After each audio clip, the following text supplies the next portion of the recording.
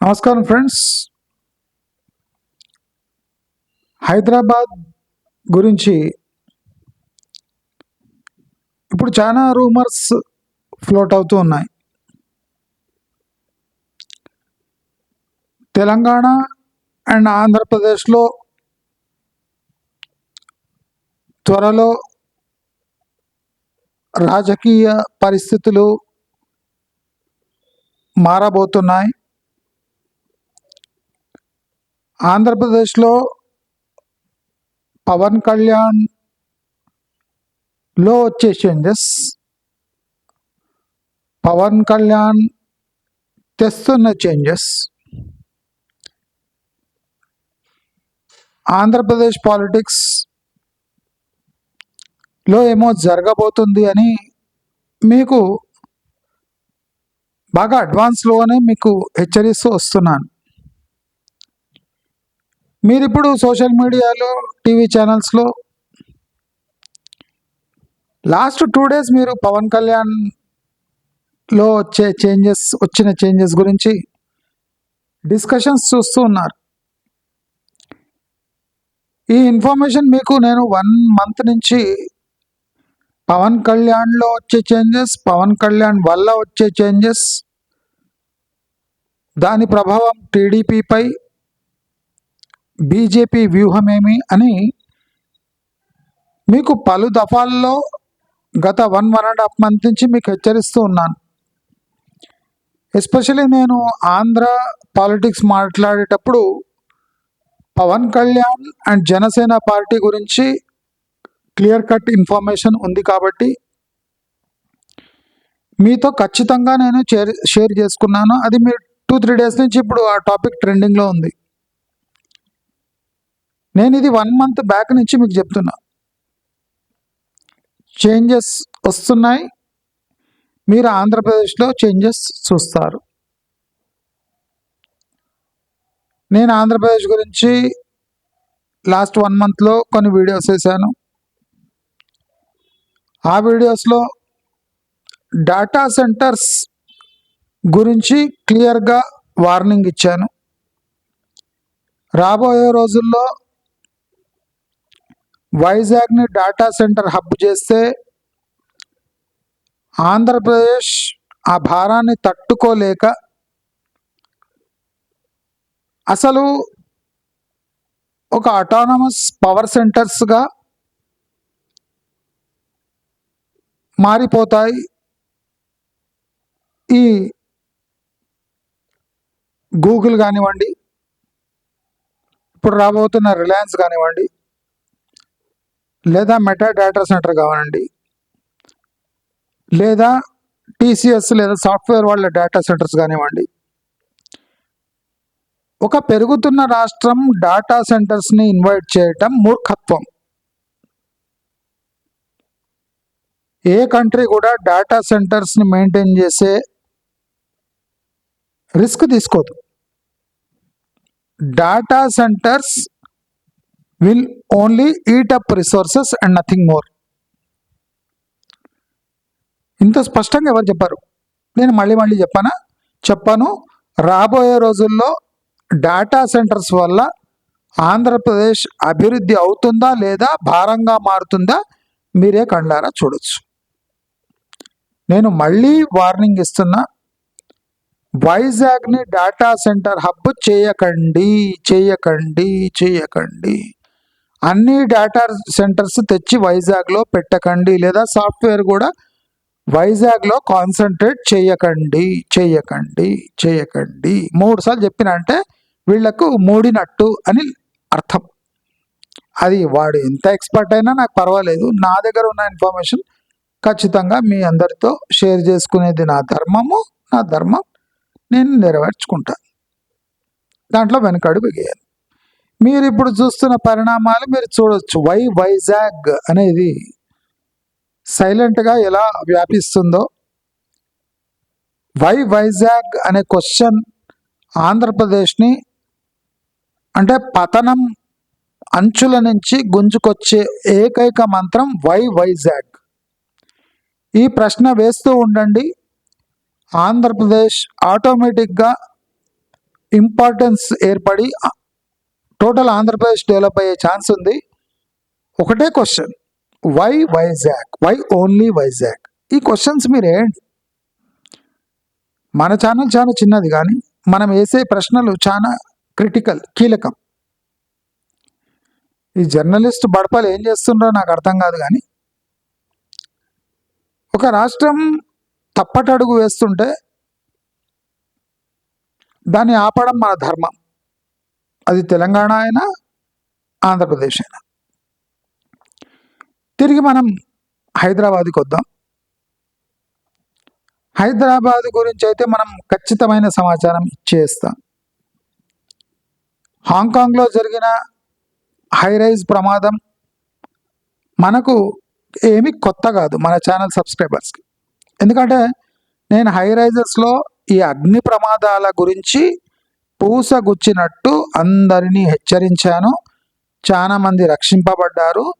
రేపు ఈ హైరైజెస్లో మన ప్రమాదం జరిగితే మీరు చూడండి, నేను చెప్పిన కదండి, మనం గుడిసెలో ఉండేటప్పుడు హాంకాంగ్లో హైరైజెస్ ఉన్నాయి.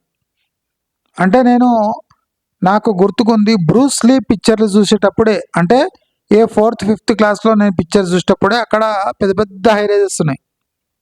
ఇప్పుడు నాకు 50 ఏళ్ళు. అంటే వాళ్ళకు ఒక 40+ ఇయర్స్ ఎక్స్పీరియన్స్ ఉంది. 40 to 50 ఇయర్స్ ఎక్స్పీరియన్స్ ఉంది హైరైజ్ గురించి. సో మనకు హైరైజ్ గురించి వాళ్ళకి నేర్పించే అవసరం లేదు. కాబట్టి అక్కడనే ఒక 300 పైచిలుకు మంది చనిపోయారు ఈ హైరైజ్ వల్ల. రక్షించలేకపోయారు అంటే మన సన్నాసులు ఏం చేయగలరో మీకు బాగా తెలుసు. ఇక్కడ పూరి గుడిసెలు, చిన్న కాలనీలో అగ్ని ప్రమాదాలు, గోడౌన్లో అగ్ని ప్రమాదాలు, ఫ్యాక్టరీలో అగ్ని ప్రమాదాలు జరుగుతూనే దిక్కు దివాల లేకుండా అన్నీ కాలి బూడిదయ్యే సందర్భాలు మనం ఎన్నో చూసాము, చూస్తూనే ఉన్నాం. మనం గమనించవలసింది హైరైజ్ ఇక్కడ ఒక 5-6 ఫ్లోర్లు దాటితే 10వ ఫ్లోర్ నుంచి విపరీతమైన గాలులు వీస్తుంటాయి. ఒక చిన్న అగ్నికీల ఒక టోటల్ 40-50 ఫ్లోర్స్ స్కై స్క్రేపర్ని బూడిదగా మార్చే ప్రమాదం ఉంది. మనమంతా ఈ విషయం ఆషామాషిగా తీసుకోవద్దు.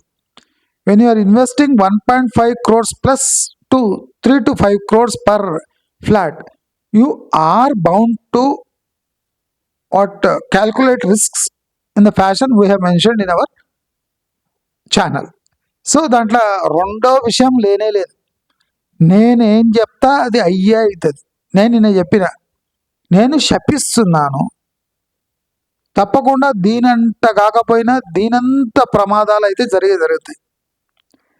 ఆ ప్రమాదం జరిగిన దాన్ని వెంటనే మన ఛానల్ అందరికీ గుర్తుకొస్తుంది, తప్పదు. నేను శపిస్తున్నా, ఎందుకంటే వేలాది మందిని నేను అడ్వాన్స్గా హెచ్చరిస్తున్నా. ఏమండి, మన దగ్గర ఫైర్ ఫైటింగ్ మెకానిజం 15 ఫ్లోర్స్ కన్నా ఎక్కువ లేదు. అది కాకుండా అడ్వాన్స్డ్ ఫైర్ ఫైటింగ్ సిస్టమ్స్ మన దగ్గర లేదు. ఈ advanced fire fighting mechanism maintain చేయాలంటే తడిసి మోపడవుతుంది. పైప్డ్ గ్యాస్ కనెక్షన్స్లో లీకేజెస్ వచ్చి పేలితే మొత్తం బిల్డింగ్ ఒక్కసారే మంటలు అంటుకొని ఫ్లోర్ బై ఫ్లోర్లు అంటుకోవండి. ఒక్కసారి పైప్ లైన్ పేలితే మొత్తం బిల్డింగ్ మొత్తం భగ్గుమని వ్యాపిస్తుంది. నేను ఇది మళ్ళీ హెచ్చరిస్తున్నా, మీ అందరినీ ప్రార్థిస్తున్నా, ప్రాణాలతో చెలగాటమాడకండి, హై రైజెస్లో ఫ్లాట్లు కొనకండి. నేను దీనికన్నా మిమ్మల్ని ఏమీ కాపాడలేను, సారీ. నిన్న ఆ దృశ్యాలు చూస్తుంటేనే నాకు చాలా డిప్రెసింగ్గా అనిపించింది. అవి ఎట్లా కాలిపోతున్నాయి చూడండి. అది హైరైజ్ కాలినట్లు లేదు, ఓ అంటే కార్టన్ బాక్స్ కాలినట్లు లేదు, ఒక చెక్క ముక్క కాలినట్లు లేదు. అంటే అంత దారుణంగా ఉంటుంది హైరైజ్లో. ఎస్కేప్ కావడానికి ఛాన్స్ ఉండదు. నేను అదే కాకుండా ఒక 100 రీజన్స్ చెప్పిన why you should not buy a flat in high rise when especially in Hyderabad. ఇదొక ట్రాప్ అని చెప్పిన, ఇదొక మోసం అని చెప్పిన, వివిధ రకాల మోసాలని చెప్పిన.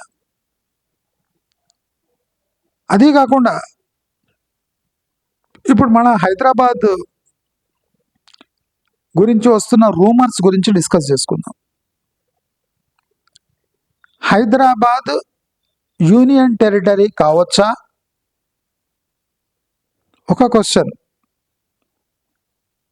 సడన్గా బీజేపీకి అమరావతిపై ప్రేమ ఎందుకు పుట్టుకొచ్చింది? నేను 2 క్రిటికల్ క్వశ్చన్స్ ఇస్తున్నా. అర్థమైనోడు అర్థం చేసుకోండి. ఆంధ్ర అహంకారము, తెలంగాణ అహంకారం మనకు అవసరం లేదు. బ్లాక్ అండ్ వైట్గా ప్రజల శ్రేయస్సు కోరి నేను ఈ ప్రశ్నలు ఇస్తున్నా.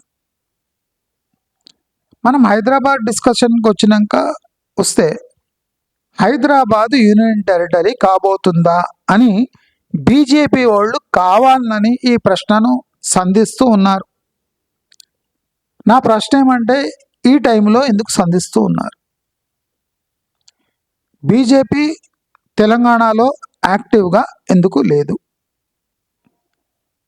బీజేపీ బీఆర్ఎస్తో కలిసి ఎందుకు పోరాడతలేదు? జిహెచ్ఎంసీలో 27 కొత్త మున్సిపాలిటీలు వచ్చి కలవడం దేనికి సంకేతం? హైదరాబాద్ మహానగరంగా మారితే మంచిదా చెడ్డదా? ఇవన్నీ మనం కొన్ని వీడియోస్లో డిస్కస్ చేసుకుందాం. ఎందుకంటే చిన్న టాపిక్స్ కావు ఇవి, చాలా important topics. Will discuss in upcoming videos. అయితే ఈ రూమర్ ఎందుకు స్ప్రెడ్ అవుతుంది? హైదరాబాద్ కేంద్రపాలిత ప్రాంతం కాబోతుందా? ఇది ఇప్పుడు ఈ డిస్కషన్ అవసరమా? దీనికి బలమైన ఒక లాజిక్స్ ఉన్నాయి. మీరు జాగ్రత్తగా వినండి, చాలా జాగ్రత్తగా వినండి. మన దగ్గర ఇప్పుడు రేవంత్ రెడ్డి బీఆర్ఎస్ బీజేపీ వేరు కాదు. నేను చెప్పిన కాంగ్రెస్ వేరే, రేవంత్ రెడ్డి వేరే అని నేను ఎన్నో వీడియోల నుంచి ఈ కాంగ్రెస్ సర్కార్ వచ్చినాక నేను మీకు హెచ్చరిస్తూనే ఉన్నా. రేవంత్ రెడ్డి బీఆర్ఎస్ బీజేపీ ఒక్కటే. అయితే వీళ్ళు ముగ్గురు కలిసి తెలంగాణను ఏం చేయబోతున్నారు అనేదే నా ప్రశ్న. ఈ ముగ్గురు ఒకటే. మనకు షాక్ దాక్తుండొచ్చు. మనం ఇంత ఎలక్షన్ ప్రాసెస్లో పోయి వీళ్ళ మాటలు విని వీళ్ళకు ఓటేస్తే ఈ ముగ్గురు కుమ్మక్కైతే ఒక రాష్ట్రం యొక్క పరిస్థితి ఎలా ఉంటుంది? చాలా కామ్గా ఆలోచించండి. నేను చెప్పే విషయం చాలా క్రిటికల్. ఇది 100% జరుగుతుంది. మీరందరూ కామ్గా వినండి. రేవంత్ రెడ్డి బీఆర్ఎస్ బీజేపీ ఒకటే. ఎస్. ఈ కేంద్ర పాలిత ప్రాంతం రూమర్స్ ఎందుకు వస్తున్నాయి? బీజేపీ అంటే ఢిల్లీలో పెరుగుతున్న కాలుష్య లెవెల్స్, అంటే ఢిల్లీ ఇంకా తట్టుకోలేని పరిస్థితుల్లో హైదరాబాద్ గురించి ఆలోచించొచ్చా అని బీజేపీ వాళ్ళు ఒక రాయేసి చూస్తున్నారు. Hyderabad will not become second capital of India. If it becomes, it may not have so much importance as Delhi has as a capital. నేను ఇది స్పష్టంగా చెప్పదలుచుకున్నా. ఇక్కడి నుంచి పరిపాలన జరగదు. ఇదేమి అమరావతి వైజాగ్ గేమ్ కాదు. ఇక్కడ defence establishment, central government agencies ఇవన్నీ ఉన్నందుకు Hyderabad naturally has a advantage over other cities. కానీ ఇప్పుడు ఈ రూమర్ ఫ్లోట్ చేయటంలో బీజేపీ వాళ్ళు చేస్తున్న ఈ రూమర్ తప్ప దీంట్లో ఏ నిజము లేదు. ఈ మున్సిపాలిటీలు కలవటం వల్ల హైదరాబాదుకు ఏమైనా అడ్వాంటేజ్ ఉందా? ఈ చిన్న ఓఆర్ఆర్లో అంటే దాని లోపలున్న హైదరాబాదులో అసలు మున్సిపాలిటీ పని చేస్తుందా అనే, అంటే ఆ అట్మాస్ఫియర్ ఉన్నప్పుడు ఓఆర్ఆర్ బయట ఉన్న వాటిని తెచ్చి లోపల కలపడం, లేదా ఓఆర్ఆర్ లోపల ఉన్న కొన్ని కార్పొరేషన్స్ తెచ్చి జిహెచ్ఎంసీలో కలపడం. అంటే కలపడం ఈజీ, మెయింటైన్ చేయడం చాలా కష్టం. ఎట్లా? రెవెన్యూ వైజ్ గట్టిగా ఉన్న హైదరాబాదులో జిహెచ్ఎంసీకి ఫండ్స్ లేవు. ఇప్పుడు ఇంకో 23 ఇతర కార్పొరేషన్లు తెచ్చి జిహెచ్ఎంసీలో కలిపితే, ఇతర మున్సిపాలిటీలు చిన్న చిన్నవి శివారు ప్రాంతాలున్న ప్రాంతాలను తెచ్చి జిహెచ్ఎంసీలో విలీనం చేస్తే, అంటే పాలనా పరంగా మీకు ఏం వెసులుబాటు ఉంటుంది? ఇప్పుడు చాలామంది ఈ అవుట్స్కట్స్లో ఉన్న కార్పొరేషన్లు చిన్న చిన్న ఈ కమ్యూనిటీస్ కానివ్వండి, కార్పొరేషన్స్ కానివ్వండి, మున్సిపల్ చిన్న చిన్న ఇవి కానివ్వండి, ఇవి అటానమస్గా వర్క్ చేస్తున్నాయి. అంటే వాళ్ళ రెవెన్యూ వాళ్ళు చూసుకుంటున్నారు. ఇప్పుడు ఆ మున్సిపాలిటీస్ వచ్చి మన జిహెచ్ఎంసీలో కలిస్తే వాళ్ళ రెస్పాన్సిబిలిటీ కూడా మనపై పడుతుంది, అంటే జిహెచ్ఎంసీపై పడుతుంది. జిహెచ్ఎంసీ ఈ స్టేజ్లో ఈ భారం మోయగలదా? మహానగరంగా మారబోతుంది హైదరాబాద్.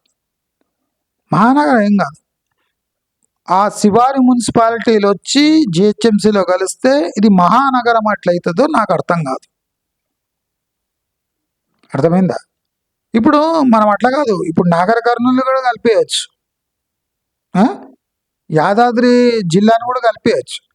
మనం ఏముంది, ఒక గజెట్ విడుదల చేసి యాదాద్రి కూడా ఈ జిహెచ్ఎంసీ కింద వస్తుంది, మన నాగర్ కర్నూలు కూడా జిహెచ్ఎంసీ కింద వస్తుంది, అది కాకుండా జడ్చర్ల కూడా జిహెచ్ఎంసీ కింద వస్తుంది. మీ ఇష్టం, నోటికి వచ్చింది కలిపేసేయండి. కలిపేయడానికి ఇదేమో అన్నం కాదు, కిచడీ కాదు, లేదా పాయసం కాదు, కుర్మా కాదు. అన్నీ వేసి ఒక గరిటతో తిప్పితే అది జిహెచ్ఎంసీ అయిపోదు. జిహెచ్ఎంసీ నిధులలేమితో పరిపాలన పరంగా చాలా దయనీయమైన స్థితిలో ఉంది. ప్రజల దగ్గర డబ్బులు ముక్కుపిండి వసూలు చేసి తన కార్యకలాపాలను నడుపుకుంటున్న జిహెచ్ఎంసీ ఇప్పుడు అడిషనల్ బర్డన్ని మోయగలదా? సరే, వీళ్ళంతా ఏం చెప్తుండ్రు, ఈ మున్సిపాలిటీ నేను 3 డివిజన్లుగా 3 కాదు 30 చేసుకున్నా, 3 కాదు 30 చేసుకున్నా, జిహెచ్ఎంసీ అనేది ఒక సింగిల్ బ్రాండ్ జిహెచ్ఎంసీ. దాన్ని 3 ముక్కలు చేసినా రెవెన్యూ అదే ఉంది, 30 ముక్కలు చేసినా దానికి వచ్చే రెవెన్యూ అంతే వస్తుంది. సరే, ఈ విషయం ఒకచోట కాలుతుంటే, ఒకటేమో కేంద్ర పాలిత ప్రాంతం అవుతుందా అని బీజేపీ వాళ్ళు కావాలని కన్ఫ్యూజన్లోకి నెట్టుతున్నారు, ఇంటెన్షనల్. ఎందుకంటే వాళ్ళు తెలంగాణలో వీక్ అవుతున్నారు, వాళ్ళకి ఏదో ఒక అజెండా కావాలి. కనుక ఈ మొన్న ఏది మన హర్యానాలో చండీగఢ్, పంజాబ్ చండీగఢ్ని కేంద్ర పాలిత ప్రాంతంగా చేయడానికి ప్రయత్నం చేస్తుంది. ఏమేమో రూమర్స్ వస్తున్నాయి, అది అయినా పెద్ద ఆశ్చర్యమేం లేదు. చండీగఢ్ అది పెద్ద సమస్య కాదు, అక్కడ బీజేపీ బాగా వేసినా వేయకపోయినా పెద్ద ఫరక పడేది ఏం లేదు. అది ఆల్రెడీ అటు ఇటు ఉన్న ప్రాంతమే కాబట్టి ఏమైనా అయినా పర్వాలేదు. కానీ హైదరాబాద్ భౌగోళికంగా, చారిత్రాత్మకంగా ఇంత లేట్ అయినాక ఇప్పుడు కేంద్ర ప్రభుత్వం దాని గురించి ఆలోచించడం ప్రమాదకరమని నా భావన. దీంట్లో బీజేపీ స్వార్థం దాగుంది కనుక మన హైదరాబాద్కి ఒరిగేది ఏమీ లేదు అని నేను స్పష్టంగా చెప్పదలుచుకున్నా. అది అటు ఉంచితే, ఇవన్నీ ఇలా సాగుతూ ఉంటే మనకు ఈ కాంగ్రెస్ బలపడడానికి ఏమేం జరుగుతుంది, ఏమేం చేస్తుంది అంటే, హైదరాబాదులో పాగా వేయడానికి కాంగ్రెస్ ఏమన్నా ప్రయత్నాలు చేస్తుందా? ప్రయత్నం చేస్తే ఏమన్నా అంటే అడ్వాంటేజెస్ ఉన్నాయి. మీరు చూడండి, జూబ్లీ హిల్స్ ఎలక్షన్ గెలవడానికి స్వయంగా ముఖ్యమంత్రి ఆ క్యాండిడేట్ కన్నా ఎక్కువ క్యాంపెయినింగ్ చేసిండు. అంటే పట్టుకుపోయి కోట్లు ఖర్చు చేసి జూబ్లీ హిల్స్ గెలిచిండు. జూబ్లీ హిల్స్ గెలిచినా ఒకటే, గెలవకపోయినా ఒకటే. కానీ వాళ్ళ పట్టు చూపించడానికి జూబ్లీ హిల్స్ని మనకు ఇలా చేస్తూ ఉన్నారు. అంటే ఒక్క నియోజకవర్గాన్ని పట్టు బిగించడానికి ముఖ్యమంత్రి అహర్నిశలు కష్టపడవలసి వచ్చింది. అంటే కాంగ్రెస్ పరిస్థితి ఏముందో మనం అందాజా వేసుకోవచ్చు. మరి బీజేపీది అంటే బీజేపీది కాంగ్రెస్ కన్నా 10 వీక్ ఉంది. అంటే ఈ ఈ ముగ్గురు వీక్ క్యాండిడేట్సే. నేను మీకు అందుకోసం చెప్తున్నా, రేవంత్ రెడ్డి, బీఆర్ఎస్, బీజేపీ ఒకటే. అంటే ఇదెక్కడ అంటే రాజకీయాల్లో స్వార్థం కోసం 3 కాదు 30 పార్టీలు కూడా విలీనం అవుతాయి. దీనివల్ల తెలంగాణకు దెబ్బ తప్ప వీళ్ళకే మాత్రం లేదు. అందరూ 3 ముక్కలాట, ముగ్గురు మంచిగా ఆడుకొని తెలంగాణను మొత్తం నాకేసే వరకు ఇలాగే కొనసాగిస్తూ ఉంటారు. ఇప్పుడు మనము హైదరాబాద్ పరిస్థితి గురించి ఆలోచిద్దాం. ఈ తొందరగా నేను ఎప్పుడో చెప్పిన 2 ఏళ్ల క్రితం, ప్రభుత్వాలు బీఆర్ఎస్ ఉన్నప్పుడే తొందరగా ఈ ల్యాండ్ని అమ్ముకోవడం ప్రయత్నం చేస్తున్నాయి. ఇప్పుడు కేంద్రంగిన హైదరాబాద్ పై కన్నేస్తే ఇక అమ్ముకోలేని పరిస్థితి. అందుకోసము 2 ఏళ్ల క్రితం నుంచే ఈ భూములన్నీ ఉన్నవి ఎక్కడిదక్కడ హైదరాబాద్లో అమ్ముకునే అన్ని ప్రయత్నాలు చేస్తున్నాయి. ఇప్పుడు చూడండి, మూసీ ప్రక్షాళన కన్నా తెలంగాణలో ఎన్నో వెనుకబడి జిల్లాలు ఉన్నాయి. ఆ జిల్లాల గురించి ఏమాత్రం ఒక్క న్యూస్ కూడా రాదు. మనకు న్యూస్ వినిపించేది హైదరాబాదు, మూసీ ప్రక్షాళన, ఫ్యూచర్ సిటీ, దీని గురించే. ఫ్యూచర్ సిటీ ఇప్పుడు కంచెగచ్చబౌలిలో 400 ఎకరాలు అమ్ముడు, కోకాపేటలో 10 ఎకరాలు అమ్మేసుడు. అంటే ఎప్పుడు అమ్ముక తినుడే తప్ప అమ్ముక అభివృద్ధి లేదు, అమ్ముక తినుడు తప్ప ఇప్పుడు ఈ ప్రభుత్వం చేసేది ఏ పని అంటే ఏమయ్యేది లేదు. ఇక్కడ అయినంత తొందరగా చేతికి అందినంత అమ్మేసుకునే పని. ఇప్పుడు చూడండి, కంచెగచ్చబౌలి భూమి సడన్గా న్యూస్లోకి ఎందుకు వస్తుంది? మీరు నమ్మరో నేను 111 జియో గురించి నా వీడియోలో విరుద్ధమైన వీడియోలు చేశాడు. అంటే అందరు అక్కడ తీసుకుంటే మునిగిపోతే పైసలు అంట. మీరు ఇప్పుడు చూడండి, మ్యాక్సిమం పెద్ద మనుషులంతా 111 జియోలో ఆల్రెడీ కొనేసుకున్నారు, కొంటూనే ఉన్నారు. సారీ మీకు చెప్తున్నా, మళ్ళీ కొనేశారు, కొంటూనే ఉన్నారు. రేవంత్ రెడ్డి 111 జియోపై ఆల్రెడీ ఒక మీటింగ్ పెట్టి, నేను చెప్పాను కదా, కృష్ణా గోదావరి నీళ్లు ఉస్మాన్ సాగర్, హిమాయత్ సాగర్లో కలుపుతున్నారు అనగానే నాకు డౌట్ వచ్చింది. అంటే పిల్ల కాల్వల పని ఇంకా లేదు అని ప్రకటించి గ్రీన్ ట్రైబ్యునల్కి ఒక నివేదిక ఇచ్చి ఈ 111 జియో ప్రాంతంలో ఒక 20% ఇచ్చి 80% వీళ్ళు మొత్తం ప్రైవేట్ చేసి పారేస్తారు. అంటే ఎవరి ఇష్టం వచ్చినట్టు వాడు చేయడు. ఇప్పుడు రిస్ట్రిక్షన్స్ లేవు ఈ జోన్లో. మీరు రాబోయే రోజుల్లో మీటింగ్ అయిపోయింది ఇప్పుడు, అంటే అక్కడిక్కడ చేసి ఏం లేదు అనుకుంటా అక్కడ మెల్లగా, అంటే అలజడి లేకుండా మొత్తం భూములంతా పొలిటీషియన్స్, ఇండస్ట్రియలిస్ట్ చేతికి వెళ్ళిపోతున్నాయి. నేను మీకు 2 ఏళ్ళని చెప్తున్నా, 111 జియోలో అది క్లియర్ అవుతుంది. ఎందుకంటే అక్కడ భూములు చాలా వాల్యుబుల్, ప్రభుత్వం అమ్ముకొని తీరుతుంది. కాబట్టి 111 జియో రద్దు అవుతుంది. మీరు వెయిట్ చేయండి, ఇప్పుడే కొనండి, పెద్ద ప్లాట్లు కొనండి అని నేను చెప్తూనే ఉన్నా. ఇప్పుడు మీటింగ్ కూడా అయింది. జాగ్రత్తగా ఉండండి. ఇప్పుడు కోకాపేటు, పీకాపేటు ఇవన్నీ ఆక్షన్ అన్నాక హెచ్ఎండిఏ ఇతర చోట్ల ఆక్షన్స్ మళ్ళీ ఫెయిల్ అవుతాయి, 100% ఫెయిల్ అవుతాయి. అంటే ఈ కోకాపేటు, వెస్ట్ హైదరాబాద్ తప్ప ఎక్కడ ఆక్షన్ పెట్టినా వీళ్ళు పెట్టే రేటుకి ఫెయిల్ అవుతాయి. కానీ దానికి కౌంటర్గా 111 జియో భూములను ఫ్రీ అవుతాయి. అక్కడ పెద్ద ప్లాట్లు ఉన్నాయి, ఇప్పుడు కొని పెట్టేసుకున్నారు. ఇప్పుడు పిల్ల కాలువలు, చెల్ల కాలువలు అన్నీ రద్దయి రిస్ట్రిక్టెడ్ రెడ్ జోన్స్ అని కొని పెట్టి, ఇప్పుడు ప్రపోజల్ ఎట్లుందంటే రిస్ట్రిక్టెడ్ రెడ్ జోన్స్ అక్కడక్కడ పెట్టి మొత్తం 80% ఆఫ్ ది 111 జియో ల్యాండ్ మొత్తం ఫ్రీ అయిపోతుంది.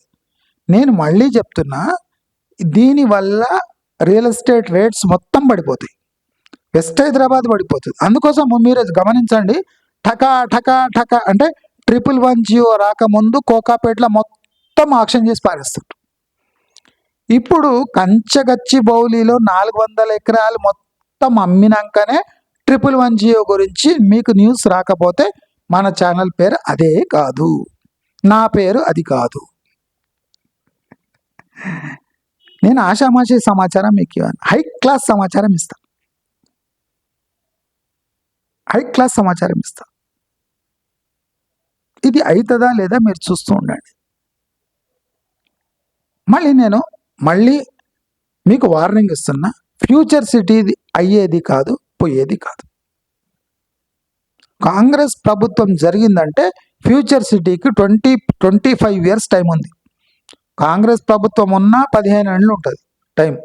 కాంగ్రెస్ ప్రభుత్వం లేకపోతే 25 ఏళ్ల టైం ఉంది.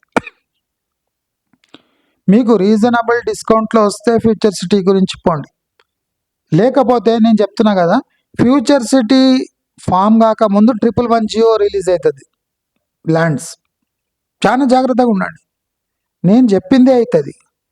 మీరు వెస్ట్ హైదరాబాద్లో కోకాపేటలో ప్లస్ కంచగచ్చిబౌలిలో మొత్తం అమ్ముక దొబ్బినాక 111 జియో గురించి ఆలోచిస్తారు. వాళ్ళు ఒక కొత్త జియో రిలీజ్ చేసి మొత్తం 80% 111 జియో ల్యాండ్స్ ఫ్రీ అయిపోతాయి. కాగానే అబండెంట్ ల్యాండ్ పార్సల్స్ ఉంటాయి, మళ్ళీ అక్కడ కూడా హై రైజ్లు అవన్నీ వస్తాయి. నేను మీకు చెప్తూనే ఉన్నా, మీరు అనవసరంగా ఈ ఫ్యూచర్ సిటీ దగ్గర పోకండి. అంటే ఫ్యూచర్ సిటీ దగ్గర ఎవరు పోవాలి అంటే బడ్జెట్ లేని వాళ్ళు, 5,000 to 8,000 4,000 బడ్జెట్ ఉన్నవాళ్ళు పోవాలి. ఫ్యూచర్ సిటీలో పోవచ్చు, తప్పేం లేదు. 15-20 ఇయర్స్ దాంట్లో గ్రోత్ వస్తుంది. అంటే కిసాన్ వికాస్ పత్ర కన్నా స్లోగా గ్రో అవుతుంది. లేదా 7% వడ్డీ లెక్కన గ్రో అయితే అవుతుంది. 7% అంటే ఫిక్స్డ్ డిపాజిట్ కింద మీరు లెక్కేసుకొని ఫ్యూచర్ సిటీలో కొనుక్కోండి, నో ప్రాబ్లం. ఇంత క్లియర్గా ఎవరు చెప్పారు. అయితే సుమా అయిపోతే కావచ్చు ఇవి మన దగ్గర ఉండవు. టక టక టక టక చెప్తాం, వింటేనండి, లేకపోతే మీరు సహజావండి. ఇంత క్లియర్గా ఉంటుంది మన వీడియో. ఫ్యూచర్ సిటీ గ్రోత్ గురించి నేను చెప్పేసిన. అక్కడ 12 వరుసల రహదారి మీరు ఏం చేసుకొని ఎత్తి కొట్టుకోండి, 15 ఏళ్ళు కావాలి మినిమం. 15 ఇయర్స్ టైం ఉంది. అందుకోసం మీరు చూడండి, బిల్డర్స్ ఓడు అగ్రి అవుతలేడు ఫ్యూచర్ సిటీ గురించి. ఈయన హెలికాప్టర్లు దిగుతుండు, ఫైటర్ జెట్లలో దిగుతుండు, ఎక్కడ ఏ జెట్లు దిగినా ఆ ఫ్యూచర్ సిటీకి ప్రస్తుతానికి ఏ ఫ్యూచర్ లేదు. ఎందుకు అంటే బిల్డర్లు రెడీగా లేరు. 111 జియో ఏరియా ఫస్ట్ రిలీజ్ కావాలి. ఆ రిలీజ్ అయితే వచ్చే ప్రమాదం తప్పించుకోవడానికి ఫ్యూచర్ సిటీని ప్రమోట్ చేసి ఇక్కడ ఉన్న ల్యాండ్స్ అమ్ముకునే ప్రయత్నం జరుగుతుంది. అంటే ఇది ప్రజలతోని చెలగాటం అంతే. ఇది ఇక్కడ ఇట్లా చేస్తుంటే షామీర్పేట భూములు చూడండి.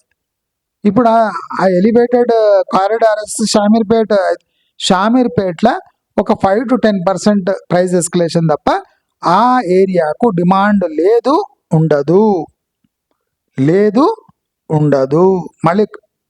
మళ్ళా నేను చెప్తున్నా, ఉండదు. కాబట్టి 10 to 15 రీజనల్ రింగ్ రోడ్ వచ్చిన ఆ షామీర్పేటలో పరిస్థితి అంతంత మాత్రంగానే ఉంటుంది. ఎందుకు అంటే వెస్ట్ హైదరాబాద్లోనే ఇప్పుడు డిమాండ్ లేదు.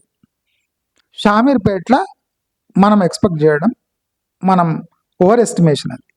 So Shamirpet will remain as farm house capital of Telangana, తప్పులేదు. యాదాద్రి మీరు ఎన్ని బ్రిడ్జ్లు కట్టినా ఏం చేసినా అది ఎక్కడేసిన గొంగడి అక్కడే. మీరు డెవలప్మెంట్ చేసుకుంటే హన్మకొండ, వరంగల్ చేసుకోండి, తప్పులేదు. కానీ వరంగల్ వైపు విపరీతమైన డెవలప్మెంట్ అవుతుంది అనేది పచ్చి అబద్ధం. నల్గొండ కూడా ఇప్పటి వరకు అయిన డెవలప్మెంట్ కన్నా స్లోగా డెవలప్ అవుతుంది. ఎందుకంటే ఈ ఫ్యూచర్ సిటీ ప్రభావం వల్ల ఫోకస్ అంతా ఫ్యూచర్ సిటీ వైపు పోతుంది. కనుక నల్గొండ ఇన్నేళ్ళు, ఈ 20-30 ఏళ్ళు ఏం పెరిగిందో దానికన్నా చాలా తక్కువ రేట్ల నల్గొండ పెరుగుతుంది. ఇది కూడా రాసి పెట్టుకోండి. రియాల్టర్ కానివ్వండి, ఎమ్మెల్యే కానివ్వండి, ఎంపీ కానివ్వండి, బొచ్చుగాడు ఎవ్వడన కానివ్వండి, నేను అందరు బొచ్చులకు చెప్తున్నా, ఇదే జరుగుతుంది. ఇట్లే అవుతుంది. నేను అవి ఇవి అవుతుంది కావచ్చు, అవి ఇవి కావు. కేంద్ర పాలిత ప్రాంతం కావడానికి ఫర్ ఎగ్జాంపుల్ గజెట్ విడుదల చేసిన సర్వేలు ఇవన్నీ కావడానికి 15 ఏళ్ళు పడుతుంది. కాబట్టి త్వరగా కేంద్ర ప్రభుత్వం గురించి, కేంద్ర పాలిత ప్రాంతం గురించి ఆలోచించే అవసరము, ఔచిత్యము ఇప్పుడు లేనే లేదు. ఇదంతా బీజేపీ వాళ్ళు చేసే ఫేక్ ప్రచారం.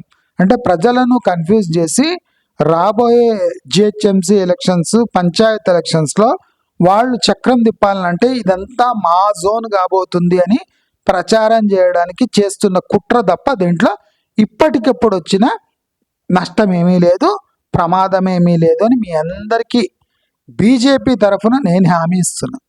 ఇదంతా బీజేపీ చేస్తున్న కుట్ర తప్ప కేంద్ర పాలిత ప్రాంతం కావడం అంత ఆషామాషి విషయం కాదు కాదు కాదు అని 3 సార్లు నేను 3 సార్లు చెప్తున్నా అంటే అవుతుంది. సపోజ్ వీళ్ళు ఏదన్నా అటువంటి ప్రయత్నం చేసినా అది 10 ఏండ్ల పైచిలుకు పడుతుంది, కానీ ఈ 2-3 ఏండ్ల 5 ఏండ్లలో అయ్యే సమస్యే లేదు అని మీ అందరికీ క్లారిఫికేషన్ ఇస్తున్నాం. ఇప్పుడు మనము అమ్ముక దొబ్బే ఒక అంటే క్యాపిటల్గా మిగిలిపోతుంది. కంచె గచ్చబౌలి అమ్ముతున్నారు, ఫ్యూచర్ సిటీ అమ్ముతున్నారు, నెక్స్ట్ 111 జియో ఆహుతి. వీళ్ళు అమ్మని ప్రాంతాలు ఏముంది? పొల్యూషన్ వల్ల మేము ఇండస్ట్రియల్ జోన్స్ అన్నీ ఖాళీ చేపించి వాళ్ళను ఆర్ఆర్ఆర్ బయట, ఓఆర్ఆర్ బయట తరలిచ్చి మేము ఈ ప్రాంతాలంతా మల్టీ యూజ్ జోన్స్ కింద మారుస్తాము అంటున్నారు. కరెక్టే. నేనేమంటే పొల్యూషన్ ఈజ్ ద ఓన్లీ రీజనా? పొల్యూషన్ ఈజ్ ద ఓన్లీ రీజనా? మీరు న్యాచురల్గా చూసుకుంటే ఇవి స్లోగా మీరు పొల్యూషన్ నామ్స్ కింద ట్రైట్ చేస్తే వాళ్ళు ఆటోమేటిక్గా అది మల్టీ జోన్ కింద అప్లై చేసుకుంటారు వాళ్ళు. కానీ వీళ్ళు ఏం చేస్తుండ్రు? ప్రభుత్వమే దూకుడు ప్రదర్శించి ఈ ఇండస్ట్రియల్ జోన్స్ని మూపించి చూడండి. ఎంప్లాయ్మెంట్, ఇండస్ట్రీస్ ఇవంతా మూలుగుతున్నాయి తెలంగాణలో. ఇప్పుడు ఉన్న ఇండస్ట్రీస్ని మూపించి దాన్ని ఎక్కడనో తరలించి, కొంతమంది తరలించరు, ఇండస్ట్రీ మూసేస్తారు. మీకు ప్రభుత్వం చెప్పని సీక్రెట్ ఏమంటే కొన్ని ఇండస్ట్రీస్ ఎట్లున్నాయంటే ఇప్పుడు మల్టీ యూజ్ కింద తెచ్చుకోండి అంటే ఆ ల్యాండ్ అమ్ముకుంటే 100 కోట్లు వస్తాయి. వాళ్ళు ఉన్న ఇండస్ట్రీని బంద్ చేసేసి దాన్ని ఒక మాల్ కింద కన్వర్ట్ చేసేసి డబ్బులు బ్యాంకులు వేసుకొని ఆరాంగా ఉంటారు. అంటే ఉన్న ఇండస్ట్రీస్ మూసుకుపోతాయనే సత్యాన్ని ప్రభుత్వం మీకు చెప్పకుండా దాన్ని డ్యూయల్ జోన్ కింద మార్చేసి మాకు ప్రభుత్వం ఆదాయం వస్తుంది, తద్వారా ఇక్కడ పొల్యూషన్ తగ్గిస్తామని పచ్చి అబద్ధం చెప్తున్నారు. దీంట్లో చూడండి, ఇప్పుడు తరలించే క్రమంలో 50% ఫ్యాక్టరీలు మళ్ళీ తెరుచుకోవు. వాళ్ళంతా అక్కడ పనిచేసే వాళ్ళంతా నిరుద్యోగులుగా ఉండిపోతారు. ప్రభుత్వానికి ఆదాయం, ఆ ల్యాండ్ ఉన్నకి ఆదాయం, కానీ కార్మికుల నోట్ల మట్టి కొట్టడానికే ఈ పని జరుగుతుంది అని నేను స్పష్టంగా చెప్పదలుచుకున్నా. ఇంకోటి, ఇప్పుడు స్టార్ట్ కాబోతున్న ఈ మూసీ ప్రక్షాళన 5,000 కోట్లు నీళ్ల పాలు. చూడండి, బాపు ఘాట్ వరకే ఎందుకు? ఫస్ట్ మీరు ఉప్పల్ది తీసుకోవచ్చు కదా, ఉప్పల్ది తీసుకొని బాపు ఘాట్ దగ్గర పోండి. అట్లా కాదు, బాపు ఘాట్ దగ్గర ఏం పొల్యూషన్ లేదు. ఇప్పుడు 5,000 కోట్లు తీసుకుపోయి కృష్ణార్పణం చేసేస్తా, నేను రాసిస్తా. నేనేమంటున్నా అంటే గండిపేట, ఇది ఉస్మాన్ సాగర్, హిమాయత్ సాగర్ నుంచి బాపు ఘాట్ వరకే ఎందుకు ఫస్ట్ తీసుకుంటున్నావు? ఎందుకంటే క్లీన్ వాటర్, అక్కడ ఏం పొల్యూషన్ లేదు, నువ్వు ఏం చేసినా నడుస్తుంది. 5,000 కోట్లు అక్కడ ఎందుకు కావాలి? అక్కడ ఏం డెవలప్మెంట్ చేస్తావు? ఏం ప్రక్షాళన? అక్కడ ప్రక్షాళన చేయడానికి ఏం లేదు కాబట్టి 5,000 కోట్లు వేయడానికి ప్రక్షాళన. నీకు దమ్ముంటే ఉప్పల్ నుంచి తీసుకో, ఉప్పల్ టు బాపు ఘాట్ పో, ఉప్పల్ టు హిమాయత్ సాగర్ పో, చూద్దాం. ఫెయిల్ అవుతుంది. ఎందుకంటే ఆ చార్మినార్ జోన్లో ఎంటర్ కాగానే ఆ పొల్యూషన్ మీరు ఆపలేరు. అక్కడ అంతా కమ్యూనిటీ అంతా ఒక రకంగా ఉంటారు, వాళ్ళు స్నానాలే చేయరు. చేస్తే ఆ స్నానం చేసిన నీళ్ళు ఎంత గలీజ్కి వస్తాయి మీకు అంతా తెలిసి ఉంటుంది, నేనేం చెప్పాలి ఇక. అసలు బేసిక్ హైజీన్ లేని పీపుల్ దగ్గర మీరు ఒక నదినే ప్రక్షాళన చేస్తా. ఇవి టూ మచ్ మాటలు. ఇవి సాబర్మతి వేరే, ఈ కంపు మూసి వేరే. సాబర్మతి చుట్టుముట్టు ఉన్న జనాలు వేరే, ఇక్కడ ఉన్న జనాలు వేరే. ఇది క్యాప్టివ్ రివర్ సిస్టమ్. ఇది అంటే ప్రతి ఒక్క డ్రైన్ పోయి మున్సిపాలిటీలో కలుస్తుంది. నేను చెప్పిన కదా, 1,200 STPలు కావాలి మీరు ఈ పొల్యూషన్ని కంట్రోల్ చేయడానికి. మీరు ముదనష్టపు ఒక 30-40 STPలు తెచ్చి ఈ మూసీ నది ప్రక్షాళన ఎట్లా చేస్తారు? మొన్న వచ్చిన వరద వస్తే మీరు ఆ మూసి బ్యూటిఫికేషన్ చేసిన పైసలన్నీ నీళ్ల పాలు కావా అని నేను స్పష్టంగా అడుగుతున్నా. నేను స్పష్టంగా రేవంత్ రెడ్డిని అడుగుతున్నా. మొన్న వచ్చినట్టు మూసీలో వరద వస్తే దిగువ ప్రాంతాల్లో మీరు చేసే యాక్టివిటీ, కమర్షియల్ యాక్టివిటీ మొత్తం కొట్టుకపోదా? మీకు తెలిసిన ఈ 5,000 కోట్లు ఎవరి నోట్లో కుక్కుతున్నారు అని నేను రేవంత్ రెడ్డిని స్పష్టంగా అడుగుతున్నా. దయచేసి ఇప్పుడు నేను ఒకటే అడుగుతున్నా, మరి ఈ మన ట్యాంక్ బండ్ ఉంది కదా, ట్యాంక్ బండ్లో కూడా పొల్యూటెడ్ వాటర్, మొత్తం పొల్యూషనే, కంపు లేస్తుంటుంది. మరి ఆ నీళ్ళన్నీ తోడేసి అక్కడ కూడా ఆ ట్యాంక్ బండ్ని కూడా మీరు డెవలప్ చేసండి కదా, మీరు ఎందుకు చంపుతున్నారు? ఆ ట్యాంక్ బండ్లో మనం స్నానం చేయలేము, నీళ్లు తాగలేము, అక్కడ ముక్కు మూసుకోకుండా నడవలేము. అది మోస్ట్ పొల్యూటెడ్ ఏరియా. ఇప్పుడు ఆ నీళ్ల వల్ల ఎవరికి ప్రయోజనం లేదు. మొత్తం నీళ్లు తోడేసి అక్కడ కూడా రియల్ ఎస్టేట్ చేసుకోండి కదా, అమ్మేసి పారేయండి. ప్రైమ్ జోన్ కదా, మీకు లక్షల కోట్లు వస్తాయి. ఆ కోట్లు కాస్త మింగేసి తెలంగాణను నాశనం చేసి ఒక చెట్టుకు ఏళ్ళాడ తీసి వెళ్ళిపోండి. నేను చెప్తున్నా, ఇప్పుడు వీళ్ళు 3 yearsలో మొత్తం ఒక తెలంగాణకు 17 లక్షల కోట్ల అప్పు చేసి అసలు రాష్ట్రాన్ని తాకట్టు పెట్టి వెళ్ళిపోతారు. చూడండి, మొత్తం సర్వనాశనం అయిపోతుంది. అందుకోసం రియల్ ఎస్టేట్ వాళ్ళ గురించి చెప్తున్నాను. మీరు తిక్క వేషాలు వేయకండి. ఆ కోకాపేట్ ల్యాండ్ చూపించి వేరే వాళ్ళని హౌలగాండ్లు చేయకండి. ఆల్రెడీ హైరైజ్లో ఇరుక్కపోయినరు. పెద్ద దీంట్లో ఏది విల్లా కమ్యూనిటీస్లో 10 కోట్లు 6 కోట్లు పెట్టి హౌలగాండ్లు చేసేసారు. మీరు G+1 ఇంటిని మీరు విల్లా కింద వేసి 10 కోట్లు 6 కోట్లకు అమ్మి హౌలగాండ్లు చేసినారు. ఇప్పుడైనా ఈ ప్రయత్నం మారుకోండి. బిల్డర్స్ ఎలాగూ కుమ్మక్కాయ ఉన్నారు కనుక వాళ్ళు మానుకోరు. ప్రజలు కూడా ఎక్కడ ఏం చేస్తున్నారో, ఏం చదువులు చదివినారో మనకు తెలియదు కనుక మన ప్రయత్నం అయితే మనం కొనసాగిస్తూ ఉంటాం. కనుక అందరూ మేల్కోండి.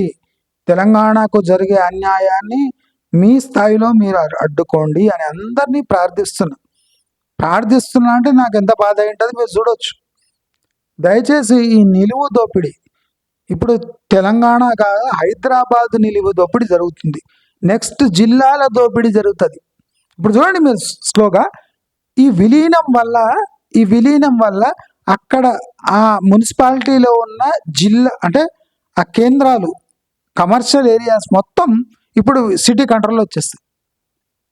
ఇలా మెల్లమెల్లగా ఒక్కొక్క జిల్లాను అమ్ముకుంటూ పోతారు.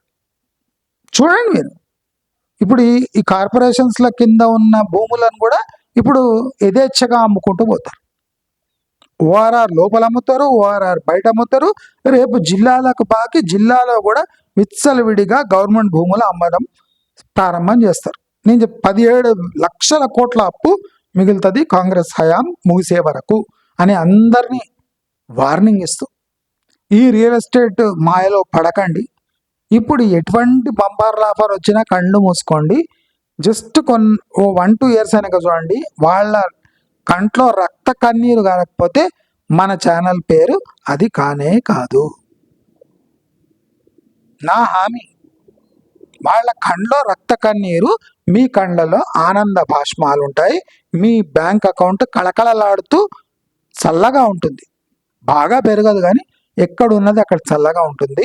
వాళ్ళ ఇండ్ల ధరలు, వాళ్ళ పరిస్థితి చూసి మీరు కండ్లలో నీళ్లు తెచ్చుకోవడం మీ తరం అవుతుంది. మీకు ఆనంద భాష్పాలు, వాళ్ళ ఇండ్ల కంట్ల రక్త కన్నీరు మిగిలకపోతే మన ఛానల్ పేరు ఇదే కాదు. నమస్కారం.